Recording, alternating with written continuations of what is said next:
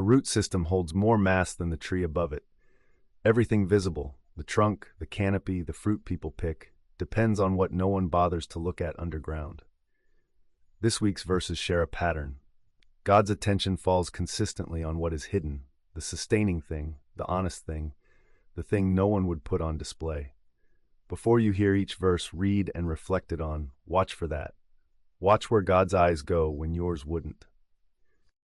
Edom had kings. Israel had none yet. That sequence was intentional. 1 Chronicles 1:44 says, "And these are the kings who reigned in Edom before any king reigned over the Israelites." The word "before" is doing heavy lifting here. Edom, Esau's line, the brother who traded his birthright, had a full royal succession, while Israel had nothing. The chronicler records them not to honor that head start, but to show you what it amounted to, a footnote. Being first in power is not the same as being first in purpose. Your timeline isn't behind, it's just not written for the same story Edom was. They didn't just wrap the lampstand, they wrapped the tongs, the trays, the oil jars. Numbers 4:9 says, "And they shall take a blue cloth and cover the lampstand for the light with its lamps, its tongs, its trays, and all the oil vessels by which it is supplied." Notice what gets covered, not just the lampstand, but the oil vessels by which it is supplied. The lampstand is nothing without oil. God's instructions didn't stop at the centerpiece.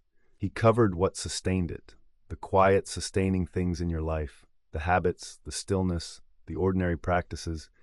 They aren't peripheral to Him, they're protected. What keeps your light alive is just as sacred to God as the light itself. Abraham's lie closed those wombs. Abraham's prayer opened them. Genesis 20:15 says, "And Abraham prayed unto God, and God healed Abimelech and his wife and his maidservants, and they bare children." The word is healed, not managed, not worked around, healed. Abimelech's household had gone barren because of Abraham's deception. Wombs closed, now opened. And the man who caused the damage is the one God appointed to pray it into repair. God doesn't always remove you from consequences you helped create. Sometimes He stations you at the prayer that reverses them. The prayer God answers next might come from the mouth of the one who caused the wound. Jesus doesn't hedge. He says all, every quarter, every direction.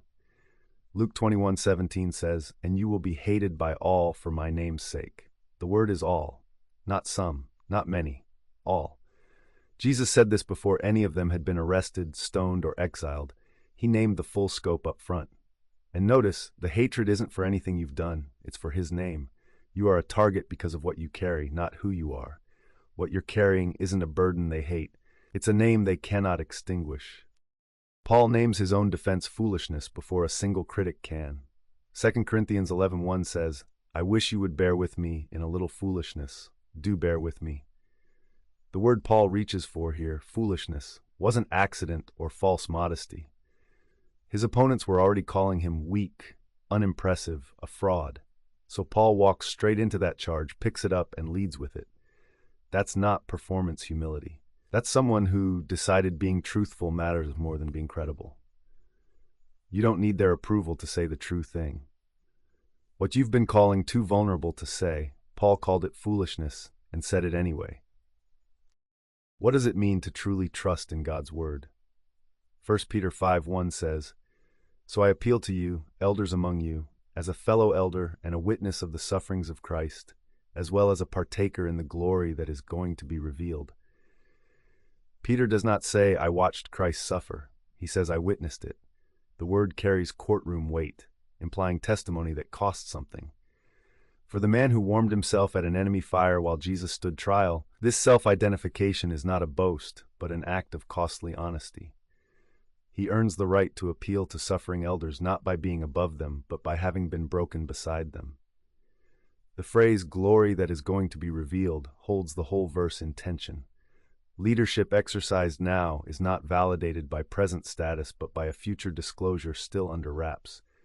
Whatever burden you carry in a role of service today, the verse says, hold it lightly, because neither the suffering nor the obscurity is the final word. Carry this truth with you. Let it shape how you see the world today. Jesus called certain religious leaders unmarked graves. That's not a metaphor you recover from. Luke 11:44 says, "Woe to you, for you are like unmarked graves and people walk over them without knowing it."